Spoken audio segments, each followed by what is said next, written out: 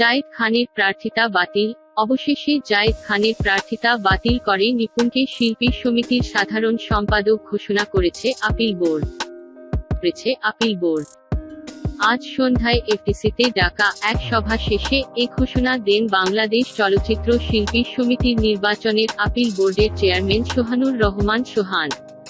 নির্বাচনী আচরণবিধি না মানায় জায়েদ খানের সাধারণ সম্পাদক পদ বাতিল করা হয়েছে। তার পরিবর্তে বিনা প্রতিদ্বন্দ্বিতায় নিপুণ এ পদে জয়ী হয়েছেন। সমাজ কল্যাণ মন্ত্রণালয়ের নির্দেশনা মোতাবেক আজ শনিবার বিকেল 5টায় এফডিসিতে সাধারণ সম্পাদক পদে জায়েদ খান ও কার্যকরী সদস্য পদে চুন্নুর নির্বাচন আচরণবিধি লঙ্ঘনের অভিযোগ নিয়ে বৈঠকে বসে আপিল বোর্ড। সেখানে উপস্থিত ছিলেন আপিল সোহান বোর্ডের সদস্য মোহাম্মদ হোসেন, 2 নির্বাচন কমিশনার জাহিদ হোসেন ও BH নিশান, অভিযোগকারী নিপুণ। তবে এ বৈঠকে 2 অভিযুক্ত উপস্থিত ছিলেন না। তাদের বিরুদ্ধে অভিযোগ প্রমাণিত হয়েছে বলে জানিয়েছেন আপিল বোর্ডের চেয়ারম্যান।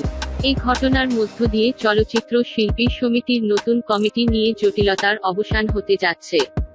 তবে আপিল বোর্ডের এ রায় মেনে নিয়েছেন কিনা সে বিষয়ে জায়েদ খানের কোনো বক্তব্য জানা যায়নি। নিজের বিজয় ঘোষণার পর নিপুণ বলেছেন, সত্যের জয় হয়েছে।